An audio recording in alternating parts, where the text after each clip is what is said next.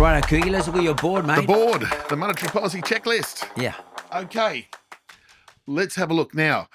I was actually thinking about this yesterday when I was sort of preparing for today, and I think a couple of things have just sort of come back more towards neutral rather than the easing side. Me Because too. as I said at the very beginning, some of the economic news is a little bit better today than it was 3 months ago. Economic news, better not for borrowers, though.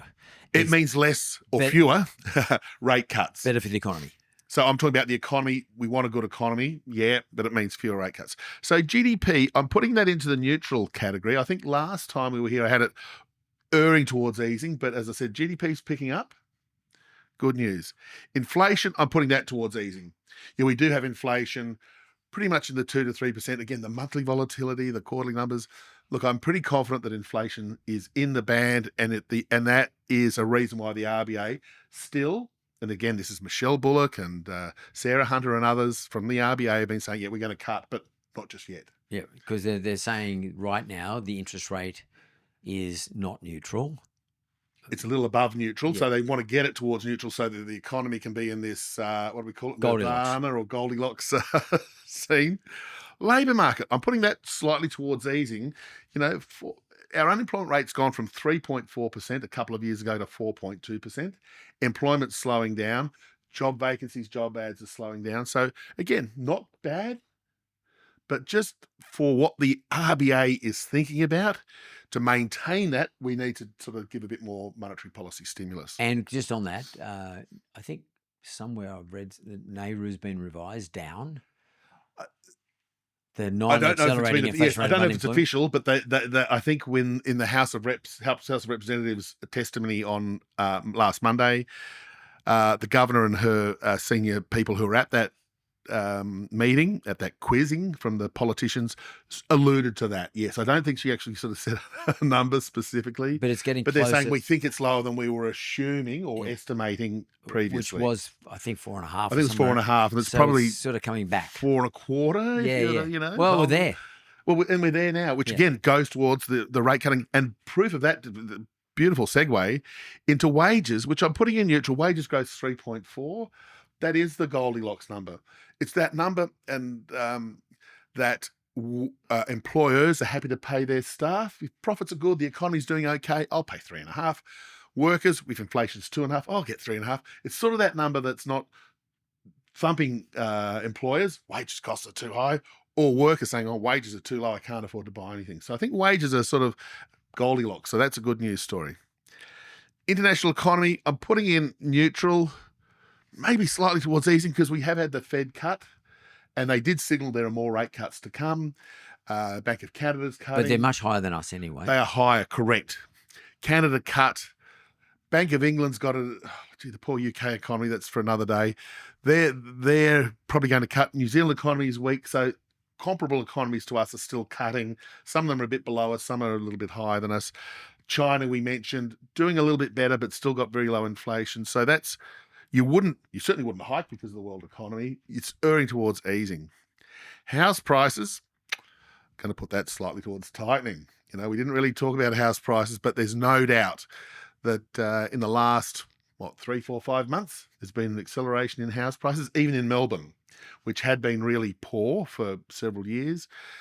And the boom cities, Perth, Adelaide and Brisbane, which had a bit of a cooling off late last year, early this year, are now on the way up again. Prices there going gangbusters. But I think one of the things we probably should just point out to our listeners is that house prices are definitely a function of supply and demand. Correct. Indeed, yes. And it's less a function of how good the economy is going, or inflation and GDP, labour markets.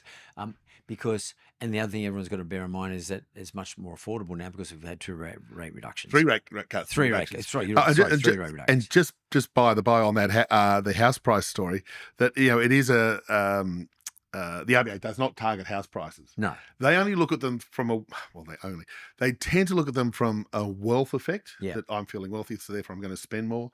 And I'm not going to say they're going to hike rates because of house prices, not at all. But in their function of, their checklist of things that they look at, they'll be saying, they don't want house prices to go up by 10%, put it that way. They'd prefer them to be 5%, rather than 10. So house prices are going up by the more modest number. They are at the moment, but so maybe I've been a bit hawkish on that one, but if house prices were, but you're right though, but if they start going up 20%, we don't want that. You know, no one wants that. You know, it's like getting shots at 2:00 in the morning at the bar. You know, you don't need it. You know, you've already had a fun night. You but on that one of Kouky, I probably put house prices in neutral because I think because I think they're going at up at a much not as fast, but a faster rate. So and they were weak at the start of the year. We had a few months where prices actually fell according to the Cotality price series, which is the old CoreLogic. The old CoreLogic numbers. Retail sales, I'm putting that towards neutral because we have had a pickup in consumer spending. Better than it was. Not great, better than it was. You certainly wouldn't hike. They might even be erring towards easing. This is where this dilemma and the judgment comes in from the Reserve Bank Board. Consumer sentiment, putting that towards similar to retail sales, was down, lifted, and just started dipping the last couple of weeks. The ANZ measure is just a bit weaker. Building approvals, I'm going to keep that at neutral. Our long-awaited pickup in housing construction has had its green shoots. Heaven knows we need to build a heap more buildings over the next 5 years. You know, and recall the government has a target of 1.2 million dwellings for the next 5 years. I think they should revise it, to be honest. And I tell you why, because it's too high. It's too ambitious. It's too high. Yes. Yeah. Well, mate, I want to play second row for South Sydney next year, but I don't think I am. Maybe you might get a run, but I don't think they're going to build $1.2 million houses either. No, they're not. No. So I've revised my expectations for South Sydney down. I'll just watch it from the sideline. You're quite right that 1.2 million ain't going to happen. Business investment, I'm putting that in easing. We mentioned this before. Business investment has been frankly disappointing, and I'm not throwing stones at the business sector. They've not invested for a whole lot of reasons. One, because interest rates were high recently. The economy was weak. Why would I invest all this money in new machinery and equipment if the economy is really weak? But we need that, capex to lift that productivity. Business confidence, similar. It's picked up a bit, but not too bad. Commodity prices edged up a bit, but they're only neutral. Stock market's booming. I'm just going to leave that at neutral. The RBA doesn't target that. Current interest rates, as you said, are restrictive. Not as restrictive as they were 6 or 8 months ago. Erring, if I can lean across that far, sort of towards an easing. So we need 1 or 2 more rate cuts to get to a neutral setting. And the last conversation by the RBA was that interest rates are still restrictive. They're not. They haven't. Correct. They haven't gone any other direction. They still continue to use the word restrictive. Correct. As opposed to stimulative.